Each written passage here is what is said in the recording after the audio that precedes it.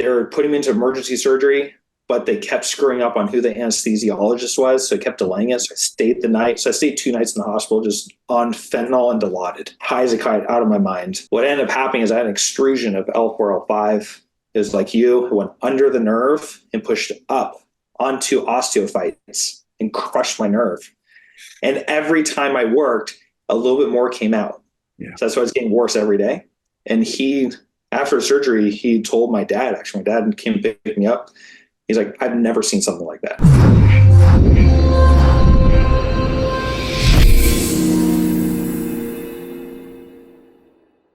Well, hello, everybody. Dr. Ron Oberstein, president of Life Chiropractic College West, coming at you with another one of our Life West leadership lines.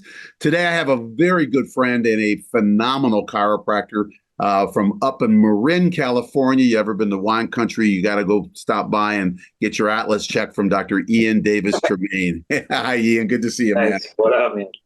Oh, man. So we're going to dive into a bunch of stuff. Let me tell a group about you, just for all of our audience. Dr. Ian, he graduated in 2008 from Life West. Upper cervical, also does sideline now, like BJ used to do, on a straight, like the old rock tables, and does knee chest. Still teaches around the country, upper cervical work, and has just always been out there doing stuff for our profession. I mean, bottom line, he's a big supporter of Life West, and he's got just a wealth of knowledge. He teaches business success principles, which I want to dive into today if we can get into that realm. Yeah. And just cool stuff. So, Ian's got a beautiful family, kids, and keeps a really good balance. And as we all know, balance of life is something that you never master, but you keep working to get better at. And hopefully we'll maybe touch on that. But really, really great stuff. So we're going to turn it over, Ian. Man, it's really good to see you. I love your music. I love your guitar. You play a lot of music too, right? Yeah. Bass player. Now my son's a bass player. So we got all of our supplies. I love it. I love it, man. I love it because I know that you're always heavy in the music and you got a great practice happening and just wonderful stuff. And, I be honest with you, I just love who you are, not what you do. I love what you do, but I love more about who you are, the person that Ian Davis-Tremayne is. So share with us, man. Let's talk about some of the stuff that you've been doing. I know that, you've been doing some mindset, stuff with business and things like that. Let's start there. How's that? Yeah. So I've been coaching, I should say, since 2012. So I've always had like a coaching crew going on. I've had different iterations of that for sure. But I think the main thing I like to work with a lot right now is I like to work with one-on-one students, like going to be graduating soon, and new docs, helping people get in the mindset of being a business owner as opposed to just like a technician chiropractor. And I think you probably hear this a lot, but you can't just be a good chiropractor and kill it. It just doesn't work. In fact, I think it was like the first day in school at Life West, one of the teachers throws out there, 80% of you are going to fail in 3 years. And that was like, ouch, and this is obviously before Oberstein was there. So, but that was a big, like shock to the system. So as someone who's been obsessed with business since I was a kid, like I've worked since I was 10 and I used to work the books for my mom's business. So I've always been obsessed with it. So I'd spend a lot of time in the back of the class reading green books and business books, and then stealing notes from my friends of what's going on up front. To get through. Yeah. I'm going to share with you something different, man. The mindset that I was raised with in chiropractic college from Dr. Sid Williams, like literally he would sit there because in those days he used to say, oh, there's going to be a starvation period, when you get out of school, because everyone just went into private practice. Very few people went into associateships in those days. And you'd hear this, oh yeah, you're getting starvation for 3 years, whatever, 2 years. And Dr. Sid would get up there and he'd pound it in, at least my interpretation was he pounded it in my brain. I don't know how many times he said it, but I held it like that. He said, you will have a starvation period. You'll be so damn busy, you won't have time to get out for lunch. Totally. And that's what I took in my brain, like literally, and ran with that. And I guess the point is that, really what's put in here is what, garbage in, garbage out, good stuff in, good stuff out, right? Yeah. And I think Sid changed my whole perspective with 2 sentences. He says, my first DE ever, And he says to everybody, he says, actually, it's just funny. My first DE ever was his last DE. Wow. So we had this like weird, like changing the guard feeling, right? And he says, and I'm like 3 years into practice, I think, and he says, if they can't afford it, you make sure they can. And if they can't get to you, you get to them. And it changed, for some reason, that changed all my thinking. Because I was in a program, like a franchise at the moment, it's like high value, charge a ton of money. If you can't afford it, go screw yourself. Like that's how it was. And I hated it, just never felt good. And before that, I wasn't in that mindset. So I kind of went through this little like roller coaster. And then he said that. I looked at my friend who was in the same program. I was like, we got to get out. We have to quit. We can't be a part of the same work. And we both bought our contracts out and got out of the contract. And I've lived that since. Like we do sliding scales for people who can't afford it. I go do house calls on my off days all the time. I just did one for one of my patients who's been under upper cervical care since the 50s with the Duffs. And I see it. And she's literally on her deathbed right now. And her last request for me was come and check her. So of course I'm gonna go do that stuff. Like that stuff just changed everything. But that's all Sid. Sid like put that in me. And I mean, that's the principles. It's the principles we have, and like, Dr. Sid used to always say that, and this was a consciousness, because he'd say, we accept all cases regardless of condition or financial ability to pay. But it didn't mean that you go out and just give it free to everybody. Right. Exactly. So if you have that consciousness with a good mindset for business, right? And you're able to balance that well, because he also used to say that you got your business hand and you got your service hand, and never shall the two meet, right? So you keep your business strong, you keep your service strong, and that's the balance. And that I feel, in the success principle. There's something about finding an affordability for somebody if they can't afford it versus devaluing your care. That's right. Those aren't the same thing. People get mixed up. Like there's certain practices who are, like membership practices. I'm not going to dog on that, but those can work really well. But if you're not the proper business person on how to actually run it and where to put the money and make sure where it's being distributed properly, then those things literally make you resentful of chiropractic as the chiropractor. Yeah. It's really brutal. Yeah, absolutely. And listen, and it's got nothing to do with chiropractic. Right. Exactly. It's, chiropractic is chiropractic is. Yeah. You don't have to say anything else. It just is. It's there. It's great. It's just being able to move into that mindset. And yeah, it's so cool, man. So share, like, what are some of the things that you're teaching or that you're at least finding? Yeah. So funny thing is, like, I go over just basic, like what a corporation is versus sole proprietor. Like that alone, people are like, wait, what's the difference? And then they think, what's an LLC versus an S Corp? Like we break down just simple things like that. So you can understand that once you have a certain, certain corporation, you have these benefits and these protections versus sole proprietor. Then we get into like, what do you do with your money so you make sure you can pay your taxes? Yeah. And the second part, how do you make sure you don't have to pay too many taxes? That's right. Your business is a living entity. It can change. It can be morphed. We can mess with it. It's a dance at all times. But when you're really rigid and you're fearful of getting like screwed by the government or getting an audit or whatever, you're fearful. Those are the people who honestly go broke or they get resentful of their business. Yeah. Whereas my business is like my third child. Like I treat it as part of my family, and it feeds the family as well. Yeah. So we have to get into the mindset of like wealth. We have to get them in the mindset of abundance. We have to get in the mindset of no fear. And when you start getting into the mindset of the opposites of those, it's when you start seeing things dwindle. I think every chiropractor or every doctor or business owner in this and listening to this can agree, your business ebbs and flows with your energy at all times. And then you question, is my energy down because my business is down, or my business down because my energy down? Well, they're one and the same. Yeah. That's what we have to change right up here. They're literally the same thing. And if you can change your thinking, your business changes as well. And it happens quarterly. Like I have like mental breaks almost quarterly, and I have to like work myself through it. And then the business follows me, Yeah. And it's also people's seasons of life too. I remember this so distinctly. We had our first kid, Mary and I, and I have to tell you all, because my baby at that point was my practice, right? Was our practice, right? And we had Lauren, and I got to tell you, the practice became secondary, important, but became Totally. secondary to the child that I had, right? And I just couldn't wait to get home to see this baby.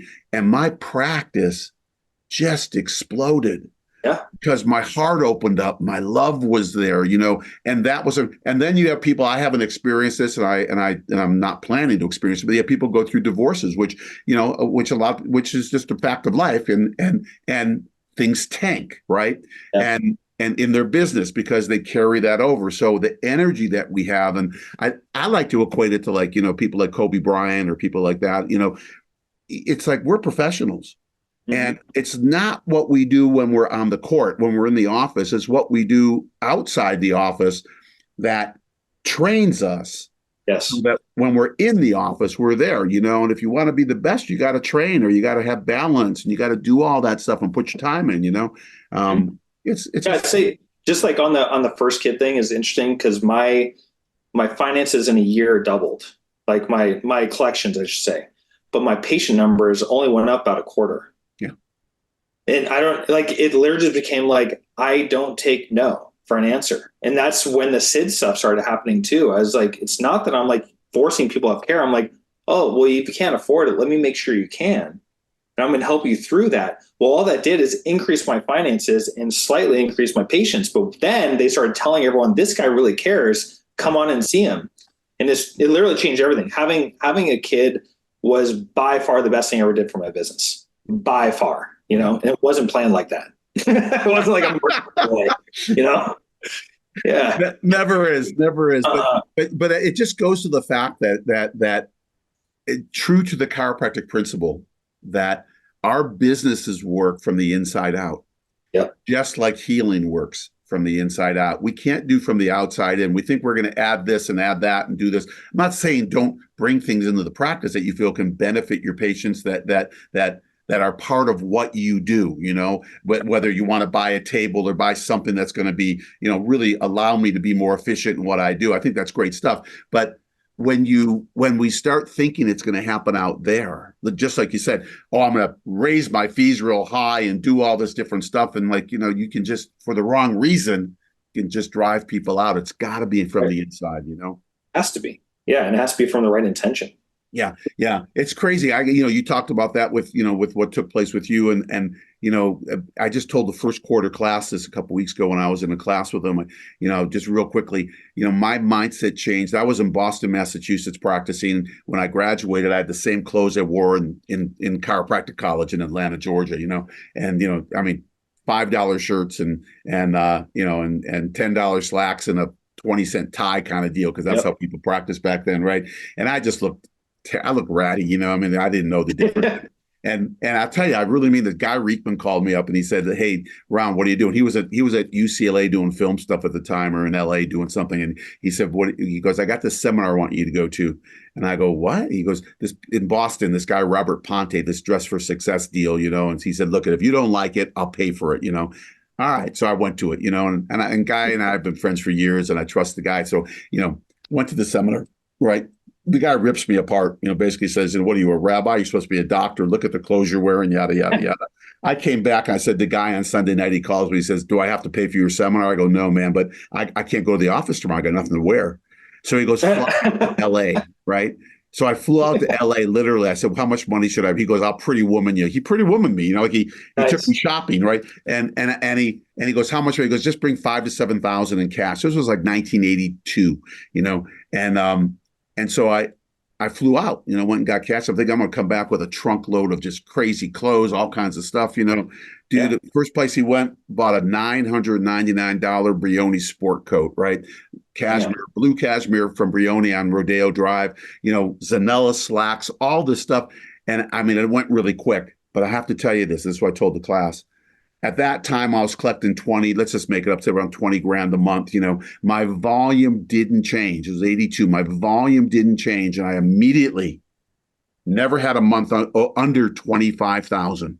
Right. And then Yeah. it just kept growing. But it was just here. I felt Yep. better. I felt like, I just felt, different about Yeah. me, my value to me, not to the chiropractic, to me. Yeah. Same kind of deal, you know. Yeah, man. I love it. So you're seeing people, you're doing stuff, you're talking about value, you're talking about LLCs, how, I mean, multiple LLCs, right? I mean, you could be Yep. having different things happen that people don't know about, and how you can, you know, Oh yeah. there's a lot that can take place right now, you know. Yeah. What else? What are some of the other gems you got? So I like when I work with students, I think one of the biggest things is if they should become like a business owner and actually like start a clinic, or if they should be an associate or should be an independent contractor. And we go through all three of those and who technically qualifies for which one. And I think you even just said it, like most of the people, even when I was graduating, were starting their own practices. You know, now the mindset is everyone's going into a practice that's already established. That's like really common. Also assuming that they deserve a lot out of it. Like they should be paid $1 million a year. You know, we're doctors now. And the work ethic is a lot different with the people graduating now versus even just early 2000s or whatever. So when I go through those, we qualify you for which one you should be. Nowadays, most people are ending up in associate independent contractors. That's where I'm seeing the most are going to. But I walk you through those moments of like, what do you really want? And a lot of people, I hear this often. They're like, I'm going to do a few years as associate independent contractor, save a bunch of money and open my practice. Independent contractor, yeah, that's reasonable. You could probably do something similar. So you at least get some money to put a down payment on your loan, right? Associate, I'm sorry, it doesn't really happen. Associate, become kind of a slave. You don't get paid a lot and you're there to just be a workhorse. And when you're going into these things, I like to work with people who are about to walk into a new office they're going to work in, like who has a new owner, or sorry, not a new owner, but has an owner already, and talking about the conversation you need to have before you agree to it. Because if you're looking for a learning experience and that person just needs a workhorse, that's not a good match. Right. I like when people in my practice graduate out of it and open their own practice. Right. Coming out of like where I am physically now and kind of like getting a little exhausted, I want someone there for a long term, obviously. Like that's a good goal to have. But when you leave, and most of the associates or independent contractors worked with me who have left and opened our practice have been really successful because they literally took what we showed them and just put it here and did it over again. So I love that. I get off on that. I get off on the success of other chiropractors, knowing I'm a part of it. And I'm not asking for anything out of it other than just trust me, right? Yeah. Unfortunately, a lot of these new graduates are going into these clinics where they're just, you almost don't even see the owner because the owner doesn't want to be there. They just want you to do the work. Right. I don't dig that, you know? Yeah, and it happens. And it's interesting too. I tell you what we're experiencing at the college right now, because since like 2022 or so, we've been doing major changes in our curriculum, and right now our students can take their whole last year and do a preceptorship. They can go anywhere in the world, right? And they can work in offices. If I want to. I know I don't want to stay in Northern Cal, but I want to master. I just want to be with someone who knows knee chest and really learn. I can come to you for a quarter, right? And I'm still in class. I still got online. They're doing online classes. And then I want to learn business. I can go to you to learn business or go wherever, right? And I know I want to be in Tennessee to practice, whatever it might be, right? But they've got a year to be able to do that, and they can actually find their match. And this is the cool thing. What we're finding for the ones who aren't interested in doing their own practice, right?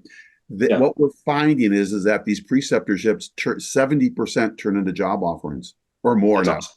Yeah, it's great. And you do, it's like you date, like why do you think you're gonna get married to someone, and you haven't even dated them, at least you got time to be with them and see, is this right for me? And they see your value, and I think the key thing is, you kind of touched on it, but it's like, I think we could teach, it's very difficult to teach a business person service.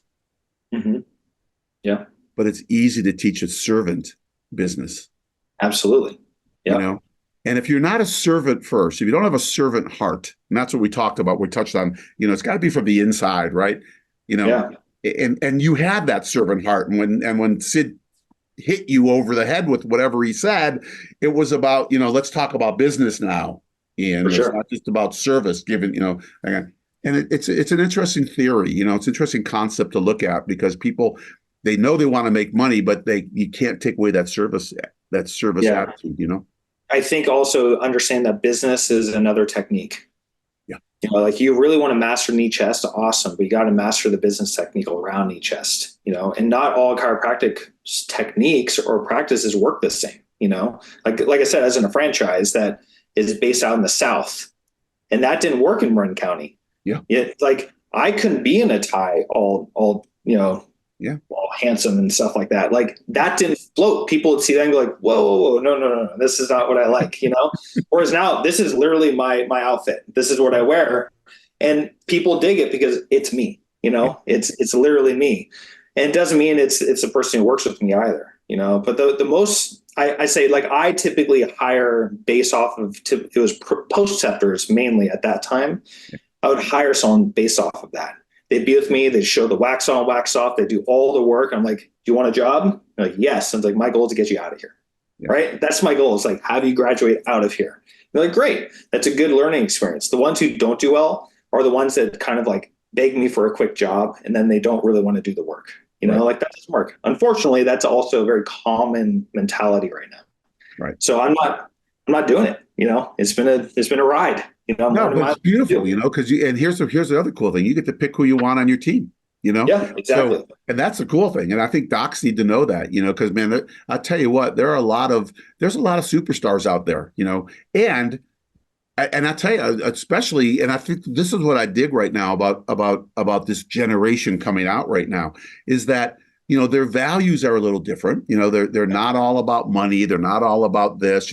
Their values are about, they want to travel. They really want to feed themselves, like in a cultural level. Do that stuff, which I think is really cool. And they don't necessarily want to work as hard as somebody who was working since you were 10 years old, kind of thing. And my generation of my dad was a World War II vet, and they came out one car in the family, big thing just to get a color TV and a second car, and kind of build like that.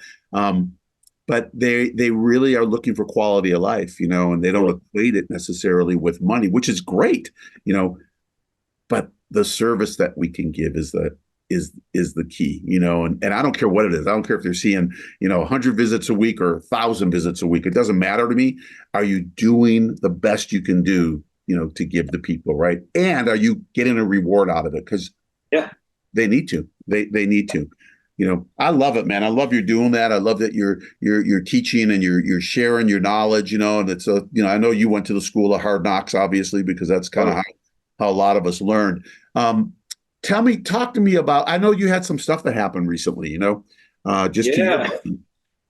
I had an eye-opening experience, I gotta be honest. So I had like a herniated disc from adjusting someone like a few years back. And every once in a while it would like kind of re-exacerbate itself. But I had this really scary experience last August when I was just warming up at the gym and I felt it again. I was like, oh, that's not good. And I just took a break. But every day it got worse, and worse. And is my low back. And I started getting excruciating sciatica. It was, I can't even describe the pain, and it completely changed. I've been through a lot of pain before. I've broken many bones. I've been through a lot of sports injuries, music injuries. I've been through it all, right? This is different. And this was like every day it got worse. And every day I knew I was doing decompression, I was doing all the things. I knew that since the injections didn't work, the decompression didn't work, everything literally made it worse. I knew I was getting close to surgery. And the mindset around that as a chiropractor is really tough, and like to relinquish control. Luckily, like I work with an orthopedic group out here that refers to me as like one of their top things you do before you get surgery. Mm-hmm. So I'm able to I think you were saying this earlier on like off camera, but we're pretty blessed to have the people we can contact. Right. So I'm like texting my surgeon buddy and like going through the whole thing, but it was literally getting to the point where I can't sit at all. Like I couldn't sit. I couldn't lie down. The only thing I felt good was moving. So work actually felt better because I was constantly moving. But at the end of the day, I was like 10 times worse than I was the day before. And I was this insane pain from the knee down over my foot. I just like, dude, like I can't, so you can't describe it. And I had this moment where I was like, okay, I'm going to get surgery. I have to do the surgery. I have to think, how am I going to afford the surgery? Because if you aren't working, we're bringing in like $100,000, $200,000 a month, depending on what we're doing, right? So it fluctuates between those two, but either way, I got to get to $100,000 a month. And if I'm the one who's bringing 80% of that, that's devastating, right? Well, luckily, beforehand, my mom trained me really well in business. I had disability set up, and watching her go through her neurological condition, eventually passing because of it. But she was able to afford the care she had because of her disability insurance. She's a business owner. So I always had that. So I was able to start dipping into that. I was able to like learn how to use the state disability insurance and like have the right people doing the stuff. But I will say, man, I had my last few days before my surgery, my son was going to go to a concert that I was taking him to. I was going to take him to see Rob Zombie and Alice Cooper and go with my dad and like his uncle and all that. Like we had this whole thing. It was amazing. I was like, I have to do it. But it's in Concord and that's an hour away and I can't sit. Yeah. So I had a TENS unit on.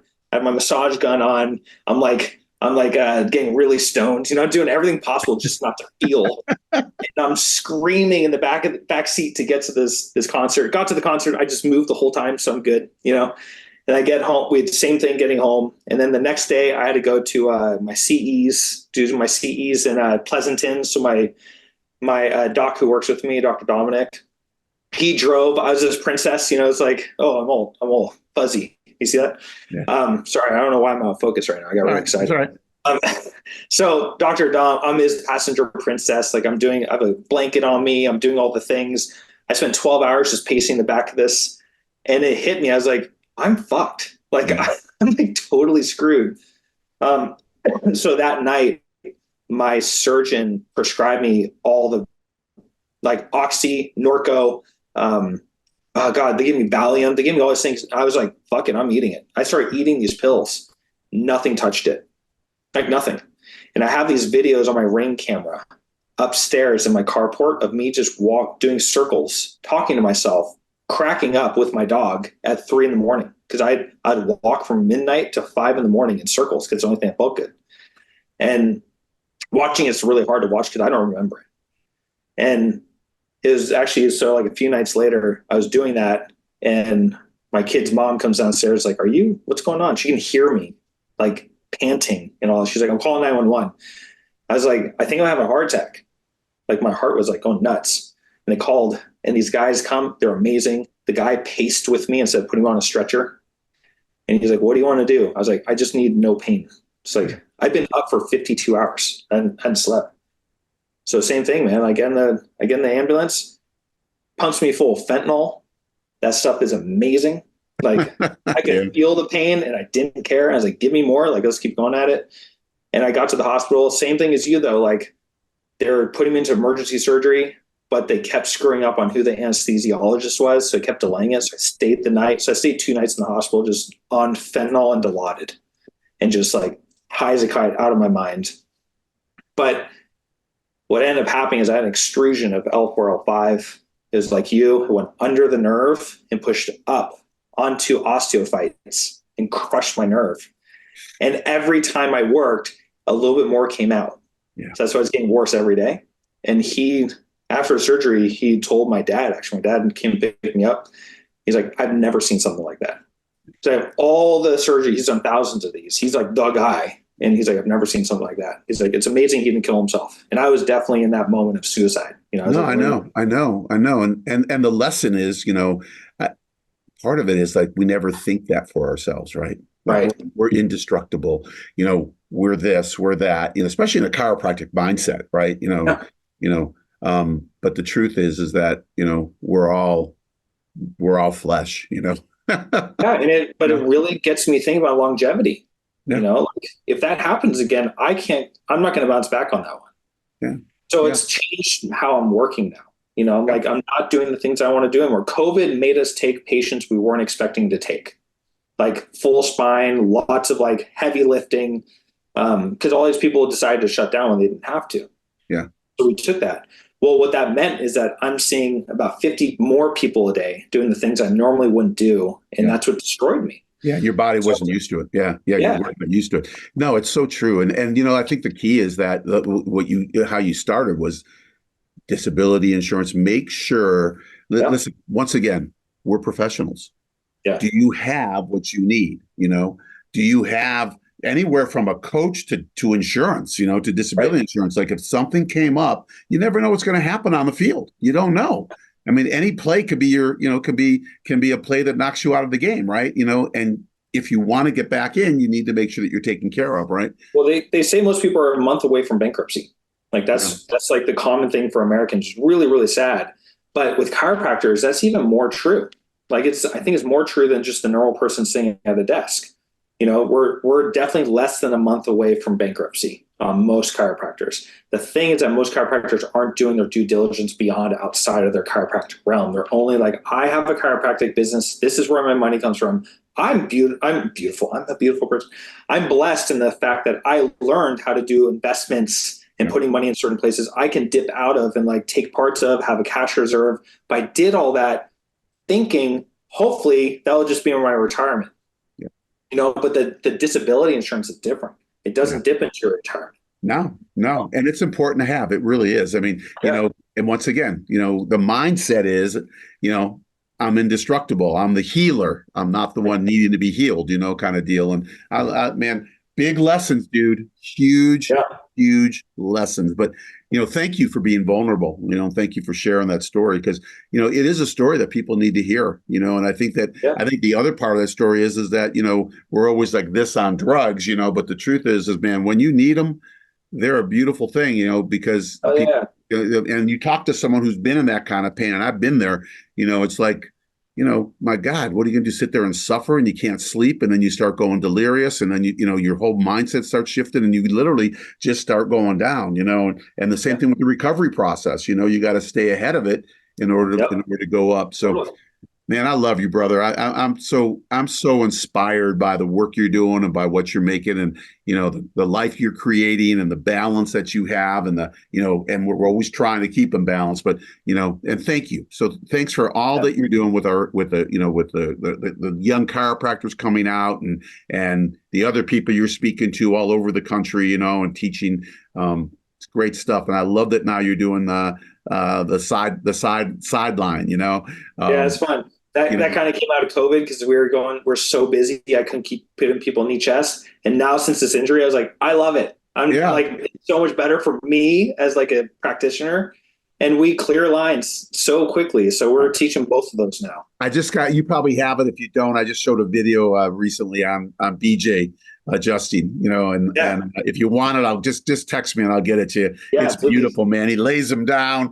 Boom, just adjust some sideline, and they literally get up and they got this biggest smile on their face. Yeah, dude, it's just beautiful. Wild, man. Hey, Ian, thank you. Thanks for spending time today. You are just amazing. And I just appreciate it, man. And to our viewers, thank you. Thanks for coming week in, week out. This is a leadership line, but opposite weeks we do our Life by Life West. I do that with my wife and Dr. Mary. And I know you watch all of them, but, also, make sure that you send these out to people because there's people who aren't catching this and there's people who are, who are in a situation where they need to have some financial or they need to have a mindset shift. And we'll call it an adjustment above Atlas, that they need to have that because it's not the chiropractic, it's not even their delivery of chiropractic. We know it's never chiropractic. It's the mindset up here that holds us back. And we just got to kind of get them, shifted a little bit, adjusted, so to speak. So please share this, and we certainly appreciate your viewership and all that you do to make this world a better place. So for Dr. Ian and myself, we'll leave you with this final thought that you are far greater than you were ever led to believe, and with the people that come to see us, that is certainly true about their health. So keep raising the bar, letting people know that health is within their reach, but true health is within their reach. And don't stop telling the chiropractic story because people need to hear it. So from Dr. Ian and myself, we'll say goodbye, and we'll see you next time on the Life West Leadership Line. Bye-bye.